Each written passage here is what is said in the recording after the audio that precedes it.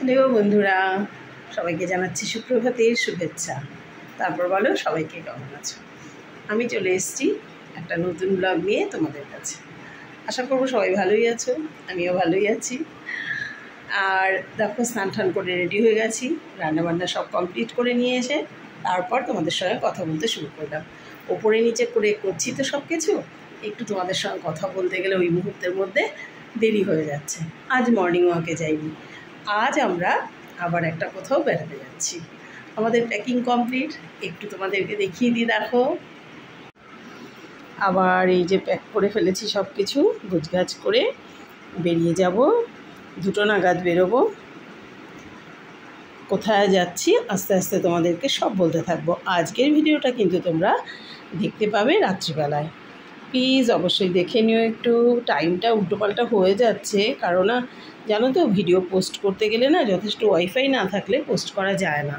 সেই জন্যে হোটেলে পৌঁছে ওয়াইফাই কানেক্ট করে তারপরে পুরো দিনের এটা দেখাবো তোমাদের। কি করছি, কোত্থেকে যাচ্ছি, কোথায় যাচ্ছি, সঙ্গে থাকো, দেখতে থাকো।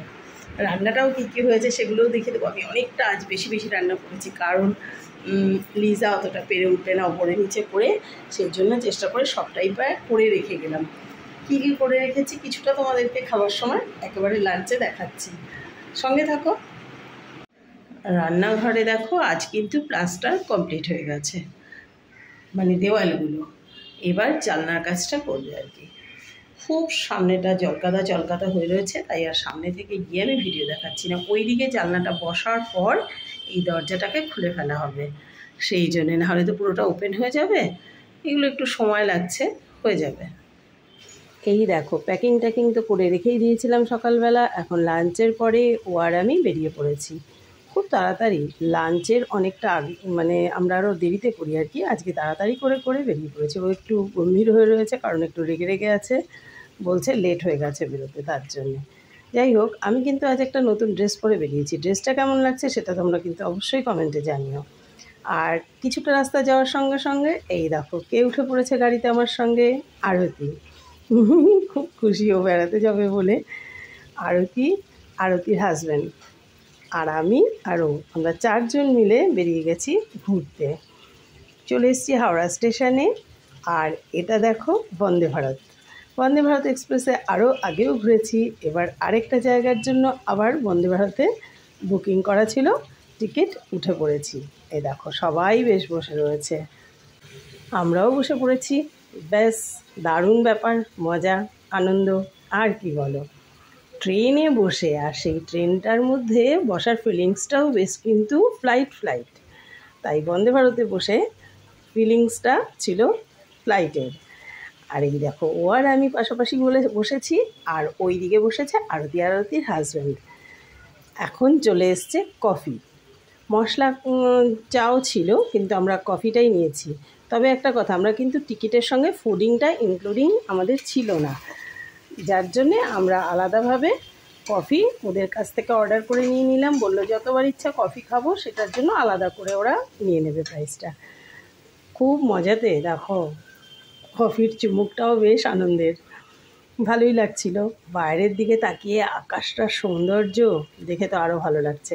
কিন্তু এখন কিন্তু একটু বেশ মেঘ করে আছে, দেখো বৃষ্টি হবে মনে হচ্ছে। ঠিক তাই, ট্রেনটা যখন আস্তে আস্তে করে একটা স্টেশন থেকে ছেড়ে আরেকটা স্টেশনের উদ্দেশ্যে রওনা দেয়, তখন কিন্তু দেখতে একটা বেশ চরম আনন্দ লাগে। সেই উপভোগটা নিয়ে আমরা এগিয়ে চললাম। আরতিদের সঙ্গে মাঝে মাঝেই গল্প হচ্ছে। ওই দেখো, এখন কিন্তু সবাই একটু বেশ ঝিমিয়ে নিচ্ছে, ঘুম চলে এসছে সবারই। যাই হোক, আমরাও চলছি। কিছুক্ষণ যাওয়ার পর শুরু হলো কিন্তু বেশ ভালো রকমের একটা বৃষ্টি। একেতেই এসি, তারপরে বৃষ্টিতে ওয়েদারটা ঠান্ডা হয়ে যাওয়াতে বেশ কিছুক্ষণ একটু বেশ ঠান্ডাই ফিলিংসটা লাগছিল। মনে হচ্ছিল কেন একটা কিছু হালকা আনিনি। দেখো, কথা বলতে বলতে কিন্তু চলে এসেছি আসানসোল। এই আসানসোল, দুর্গাপুর, এই স্টেশনগুলো দিয়ে পার করে আমরা যাব। আর এই স্টেশনগুলোর সঙ্গে না আমার একটা আলাদা ফিলিংস জড়িয়ে আছে, কারণ এখানকার অনেক স্টুডেন্ট আমার কাছে ভিজিতে থেকেছে, আর তাদের সঙ্গে আমার ভীষণ আন্তরিকতা। তোমাদের সঙ্গে কথা বলতে বলতে এক ফাঁকে আকাশটাও দেখিয়ে দিলাম, ব্লু কালারের কী সুন্দর হয়ে আছে। আর তার ফাঁকে চলে এসেছি একটু দরজার পাশে। আর কথা বলতে বলতে পৌঁছেও গেছি জেসিডি। আমরা যাচ্ছি দেওঘর, তাই জেসিডিতে নেমে এখান থেকে অটোতে করে যেতে হবে। তোমরা সবাই জানো যে আমরা অনুকূল ঠাকুরের দীক্ষিত, তাই আমরা ওখানে যাচ্ছি। আর তাছাড়া বাবাধামেও দর্শন করব। আমরা এখান থেকে একটা অটো নিয়ে নিয়েছি, প্রায় আধ ঘন্টার বেশি লাগবে শুনলাম যেতে। পৌঁছে গেলাম। এখানে আমাদের হোটেল বুক করাই ছিল, হোটেলে উঠে পড়েছি। হোটেলের রুমটা যদিও বা ভিডিও করা হয়নি, তোমাদের দেখাতে পারলাম না। তারপর আমরা জিনিসপত্র নেমে রেখে এখানে চলে এসেছি একটু মার্কেটের দিকটায়। বেশ ভালোই, আশেপাশেটা খুব একটা বড় মার্কেট না হলেও ভালোই, সব ঠাকুরের জিনিসপত্র এ সমস্তই প্রত্যেকটা দোকানে পাওয়া যায় এখানে। যাই হোক, তারপরে একটু চলে গেলাম আমরা মন্দিরের দিকে। যদিও বা এখন সব বাবাকে দর্শন করা যাবে না, এটা হচ্ছে মহাদেবের স্থান, এটা সকালবেলাই দর্শন করব আমরা। কিন্তু একটু চলে এলাম মন্দিরের দিকে যে একবার অন্তত ঘুরে যাই। এসে দেখলাম বাইরে বিশাল, এই দেখো এখানে বলছেন রাজবেশ চলছে বাবার, সেটা ভিডিওতে সবাই দেখছিল, আমরাও দেখলাম। দেখা কমপ্লিট করে ওখান থেকে বেরিয়ে বেশ অনেকটা রাত হয়ে গেছিলো। একটা রেস্টুরেন্টে ঢুকে ডিনার অর্ডার করে নিলাম। জানো তো, এই জায়গায় পুরোটাই কিন্তু ভেজ পাওয়া যায়, আশেপাশে কোথাও কিন্তু ননভেজ পাওয়া যাবে না। আমরা ভেজ থালি অর্ডার করে খেয়ে নিলাম, ডিনার করে নিলাম, পনিরের সবজি, ডাল, পাঁপড় এসব। যাই হোক, আজকের ভিডিওটা এইটুকুই দেখালাম। কাল কিন্তু ভিডিও অবশ্যই দেখো, অনুকূল ঠাকুরের স্থানও দেখাবো, বাবাধামও দেখাবো। তাহলে বাই, সবাই ভালো থেকো তোমরা।